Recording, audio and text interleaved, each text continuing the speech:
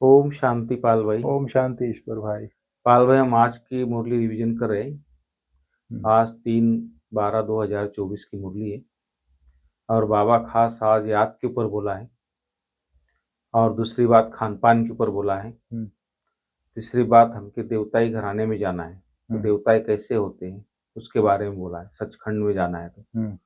इसके ऊपर पाल भाई आज की मुरली है। तो बाबा बोलते हैं कि याद की यात्रा में अलबेले मत बनो। हम्म।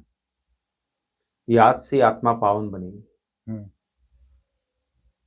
और सभी आत्माओं की सेवा कर उन्हें बाप शुद्ध बनाते, पावन बनाते। तो इसलिए बाबा बोलते हैं कि इसके मुख्य आधार है याद। बाबा आते ही हमको पावन बनाए। तो ऐसे बाप को खुद भी पावन बनना है, औरों को पावन बनाने की सेवा करनी है, बाप के मददगार बनना है। इसलिए बाबा ने खास आज पावनता के ऊपर अटेंशन दिलाया है। हम्म। और बाबा ने फिर कहा कि कौन सी स्मृति बनी रहे तो खान पान शुद्ध हो जाएगा। ये भी एक बात है कि हमेशा अंदर स्मृति में रहेगा तो हमारा खान पान शुद्ध होगा, लेकिन कौन सी स्मृति अंदर होनी चाहिए। इसके ऊपर बाबा ने खास बोला है, यदि स्मृति रहे कि हम बाबा के पास आए हैं सचखंड में जाने के लिए, तो वहाँ मनुष्य से देवता बनाने के लिए तो खान पान शुद्ध चाहिए ना। जो सचखंड में मनुष्य है, सतयुग में मनुष्य देवता बन जाते हैं, उनका खान पान एकदम शुद्ध हो जाता है, सब कुछ शुद्ध रहता है। तो बाबा बोलते जैसे हम देवताओं को कैसे भोग लगाते, शुद्ध भोग लगाते, याद में रह के बनाते हैं। और शाकाहारी शुद्ध उसकी याद में बना के फिर भोग लगाते। तो इसलिए बाबा बोलते हैं कि देवता है, खान खान पान देवताओं का शुद्ध होता है, इसलिए हमें भी शुद्ध आहार ही लेना है। तो इस तरह पाल भाई खान पान के ऊपर खास बाबा ने आज बोला है।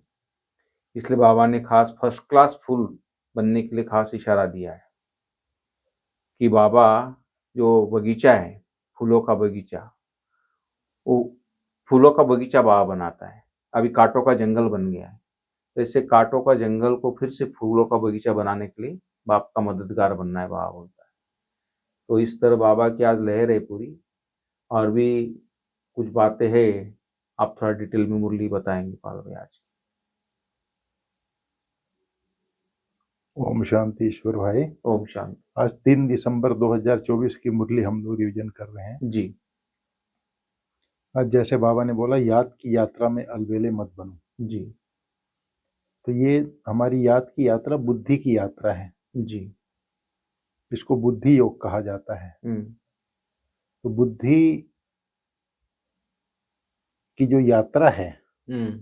अगर बुद्धि जो है भरपूर है हम्म। ज्ञान रत्नों से। जी। आज रामलोचन भाई जी, ये अपने रामनाथ भाई जी भी वही बता रहे थे क्लास में। हम्म। बुद्धि, इसकी बुद्धि तीक्ष्ण है। हम्म। बुद्धि अगर भरपूर हो गई है हम्म। तब बुद्धि का भटकना बंद हो जाता है। जी।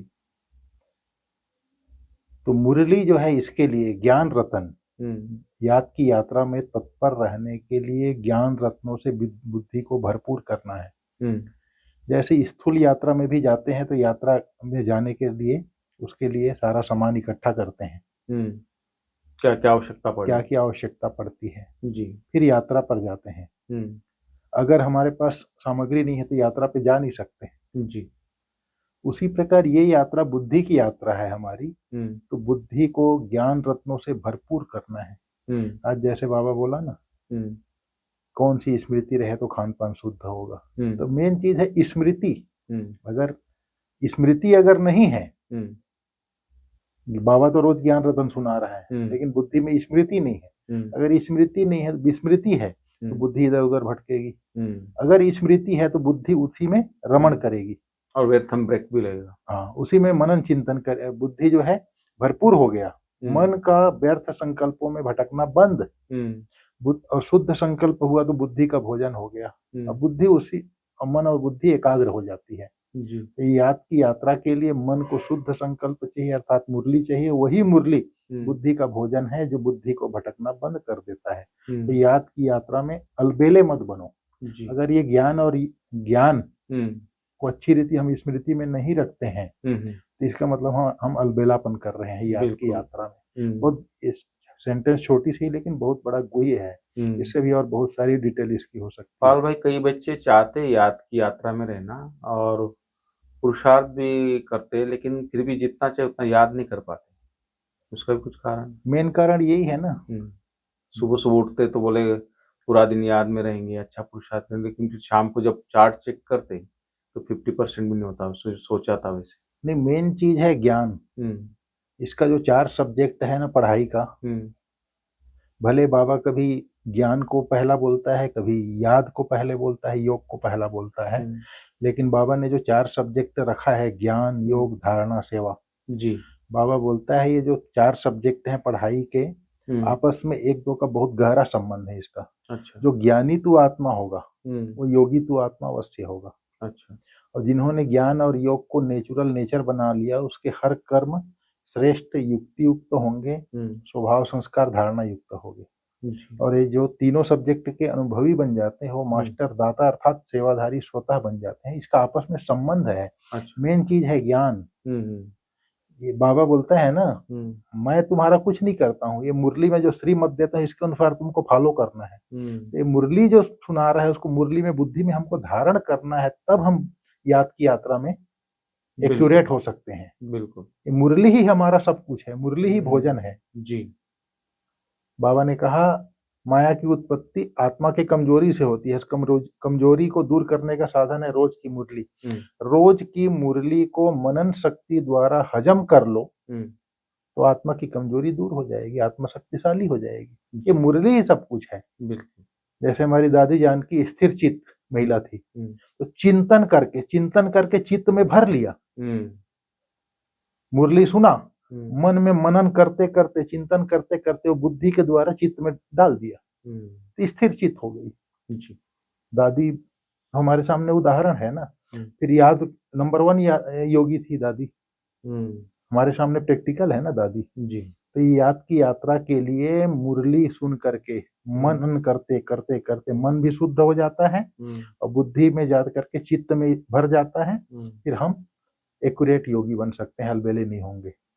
बाबा ने कहा याद से ही आत्मा पावन बनेगी। जब बुद्धि स्थिर हो जाएगी, परमात्मा की याद हो जाएगी, एक बाप में टिक जाएगी, तो बाप के संग का रंग लगते लगते आत्मा जो है पावन बन जाएगी।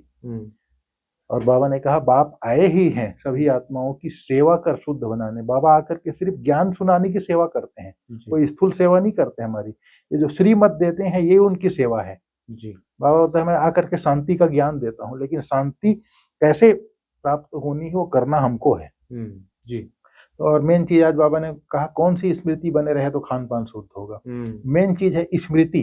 अब मालूम है हमको सतयुग में हमको जाना है, मनुष्य से देवता बनना है। अब हम सारा दिन मुरली सुन लिया, डायरी वहीं छोड़ दी, अब अपने काम में व्यस्त हो गए, स्मृति ही नहीं है। बुद्धि में रहेगा कि भाई हम देवता बनने वाले, स्मृति चाहिए कि मैं मनुष्य से देवता बनने वाला हूँ, मेरा ये गुण है। ऐसे बाबा बोलते हैं लक्ष्मी नारायण के चित्र के आगे बैठ जाओ तो चिंतन करो ये कैसे थे, इनका कैसे देवता बने, तो चिंतन करना है। ये स्मृति रहे तो खान पान शुद्ध होगा। कभी अशुद्ध चीज नहीं खाते देवताएं।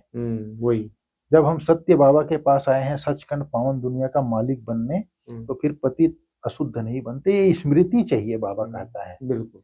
फिर बाबा ने कहा बाप ही कहते हैं इस भारत को सचखंड बनाता हूँ, तुम बच्चे देवताएं कैसे बन सकते हो यह भी तुमको सिखलाता हूँ। अच्छा।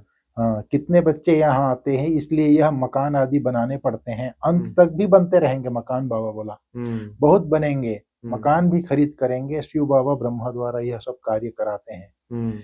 बाबा ने कहा मुझे तुम बुलाते हो यह धंधा यह सेवा करने के लिए, हम सभी को आकर शुद्ध बनाओ। पतित दुनिया में हमको निमंत्रण देते हो, कहते हो बाबा हम पतित हैं, बाप तो पावन दुनिया देखते भी नहीं, पतित दुनिया में ही तुम्हारी सेवा करने के लिए आए हैं। अब यह रावण राज्य विनाश हो जाएगा, बाकी तुम जो राजयोग सीखते हो वह जाकर राजाओं का राजा बनते हो। अंडरलाइन। अच्छा। जो राजयोग सीखेगा वही राजाओं का राजा बनेगा। बिल्कुल। जो राजयोग नहीं सीखेगा वो राजाओं का राजा नहीं बनेगा। कल मैं वही सोच रहा था, शिव बाबा ब्रह्मा तन में आकर के शिक्षा दिया, उसके बाद फिर बच्चों की वृद्धि होनी थी, गुलजार दादी के तन में बाप दादा दोनों आकर के शिक्षा दी। अब मेन चीज है राजयोग। भगवान हमको स्वर्ग में हाथ पकड़ के नहीं ले जाएगा, परमात्मा। राजयोग सीख करके, राजयोग का अभ्यास करके, उस परमात्मा को याद करके हम आत्मा को शुद्ध बना करके सतयुग में जा सकते हैं। जी, ये राजयोग है मेन। ये नहीं परमात्मा आकर के हमको उठा के ले जाएगा, ऐसा नहीं है। जो राजयोग सीखते हैं वही राजाओं का राजा बनते हैं। जी। फिर बाबा ने कहा दुनिया में जो योग सीखते हैं वह है हठ योग, यह है राजयोग। यह राजयोग दोनों के लिए है। वह हठ योग सिर्फ पुरुष सीखते हैं। अब बाप कहते हैं पुरुषार्थ करो, विश्व का मालिक बनकर दिखाओ, अर्थात राजयोग सीख करके। फिर बाबा ने बाप द्वारा अच्छी रीति पढ़कर फर्स्ट क्लास फूल बनना है। बिल्कुल। फूल बनने के लिए बाप द्वारा अच्छी रीति पढ़ना पड़ेगा। फूल अर्थात खुशबू देता है। ज्ञान योग धारणा सेवा से खुशबूदार जब हम बन जाते हैं तब हम फर्स्ट क्लास फूल बनेंगे। तो इसमें दोनों बातें हैं। बाप द्वारा अच्छी रीति पढ़कर, जो अच्छी रीति पढ़ेगा वही फर्स्ट क्लास फूल बनेगा। कांटों की इस जंगल को फूलों का बगीचा बनाने में बाप की पूरी मदद करनी है, अर्थात हमको पढ़ाई अच्छी रीति पढ़ करके खुशबूदार फूल बनना ही बाप की पूरी मदद करना है जी, बगीचा बनाने में। फिर बाबा ने कर्मातीत अवस्था को प्राप्त करने व स्वर्ग में उच्च अधिकार प्राप्त करने के लिए याद की यात्रा में तत्पर रहना है। अच्छा। याद की यात्रा की तो हम लोगों ने अभी सुनी, पूरा अलबेला नहीं बनना है इसमें। फिर बाबा ने कहा अपने मस्तक पर सदा बाप की दुआओं का हाथ अनुभव करने वाले मास्टर विघ्न विनाशक भव। गणेश को विघ्न विनाशक कहा जाता है। विघ्न विनाशक वही बनते हैं जिनमें सर्व शक्तियां हैं जी। विघ्न विनाशक अर्थात मास्टर सर्व शक्तिवान, जिसमें सब शक्तियां हैं। सर्व शक्तियों को समय प्रमाण कार्य में लगाओ तो विघ्न ठहर नहीं सकते। कितने भी रूप से माया आए लेकिन आप नॉलेज फुल बनो। नॉलेज फुल आत्मा कभी भी माया से हार नहीं खा सकती। जब मस्तक पर बाप दादा की दुआओं का हाथ है तो विजय का तिलक लगा हुआ है। परमात्मा हाथ और साथ विघ्न विनाशक बना देता है जी। गणेश को विघ्न विनाशक कहते हैं और विघ्न विनाशक गणेश को मास्टर नॉलेज फुल भी कहा जाता है। अगर उसके पास ज्ञान है, समझ है, जो ज्ञान स्वरूप आत्मा है, नॉलेज फुल आत्मा है, निंदा स्तुति, मान अपमान, जय पराजय, सुख दुख, लाभ हानि सब में समान रहता है। अगर ज्ञान की स्मृति है जी, तब वो विघ्न विनाशक बन सकता है, वो हर परिस्थिति में समान रह सकता है। बिल्कुल। मेन चीज है स्मृति की बात है। मैं तो ज्ञान स्वरूप आत्मा हूँ। ज्ञान स्वरूप आत्मा का क्या कर्तव्य है? निंदा स्तुति, मान अपमान, जय पराजय, सुख दुख, लाभ हानि सब में मैं समान रहने वाली आत्मा हूँ। कोई कुछ भी बोल रहा है, कैसा भी कर रहा है। परसों 3-4 दिन पहले बोला था ना बाबा, ये इंसल्ट, ये अपोजिशन, ये गालियां खाद का काम करेंगी और उससे फल भी अच्छा निकलेगा। आज आपको गाली दे रहे हैं, कल आपके गुण गाएंगे। इसलिए आज उनको अपने श्रेष्ठ वृत्ति वाइब्रेशन वाणी द्वारा मास्टर दाता बन देते चलो। बिल्कुल। अगर है तब न देंगे, स्मृति में रहेगा तब न। भूला हुआ है तो क्या देगा? सही बात। इसलिए बाबा नहीं आता। तो ये चीज कहा, जो गणेश को विघ्न विनाशक भी कहते हैं, मास्टर नॉलेज फुल भी कहते हैं। फिर बाबा ने आज स्लोगन में बोला, स्वयं में गुणों को धारण कर दूसरों को गुण दान करने वाले ही गुण मूर्त हैं।